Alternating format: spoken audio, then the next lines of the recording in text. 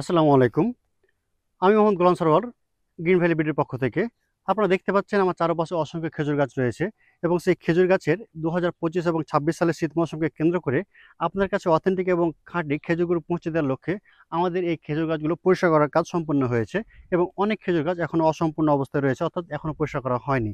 আপনারা দেখতে পাচ্ছেন আমাদের গাছগুলো, আমাদের গাছি ভাইয়েরা আস্তে আস্তে পরিষ্কার করেছে এবং পরিষ্কার করার পরে আমাদের এখান থেকে অনেকগুলো গাছ আপনারা দেখতে পাচ্ছেন যে গাছ থেকে কেটে নেওয়ার পরে এই ডালপালাগুলো ছড়িয়ে রাখা হয়েছে এবং এই ডালপালাগুলো শুকিয়ে যাবে এবং এই শুকিয়ে যাওয়া ডালপালা থেকে আমরা আস্তে আস্তে এই জ্বালানি হিসেবে ব্যবহার করব। থেকে আনন্দের সাথে আরও জানাচ্ছি যে আমাদের গাছগুলো দেখতে পাচ্ছেন, মূলত এই গাছগুলো থেকে এই শীত মৌসুমে সুমিষ্ট রস সংগ্রহ করে জাল দেওয়ার পরে অথেন্টিক খেজুর গুড়টা আপনাদের কাছে পৌঁছে দেওয়ার লক্ষ্যে আমরা নিরলসভাবে কাজ করে যাচ্ছি। বিগত বছরের ন্যায় এবারেও আমরা আপনাদের কাছে অথেন্টিক খেজুর গুড় পৌঁছে দিতে পারবো ইনশাআল্লাহ।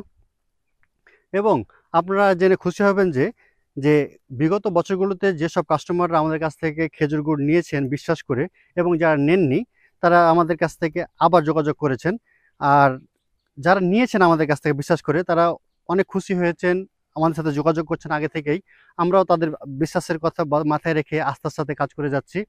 এবং যারা আমাদের কাছে এখনো নেননি বা বিশ্বাস করতে পারছেন না তাদেরকে অনুরোধ করব আমাদের কাছ থেকে খেজুরগুলো নিয়ে অন্ততপক্ষে টেস্ট করার জন্য।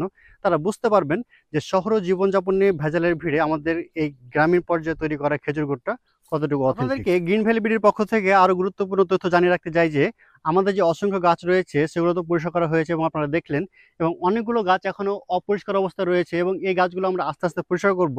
পরিষ্কার করার জন্য অনেক সময় এবং শ্রমের দরকার। দেখতে পাচ্ছেন আমাদের গাছগুলো এখনো পরিষ্কার করা বাকি রয়েছে এবং বিগত বা আগত যে দিনগুলো রয়েছে এই দিনগুলোতে আমরা বাকি গাছগুলো পরিষ্কার করে সম্পূর্ণ করতে পারবো ইনশাআল্লাহ।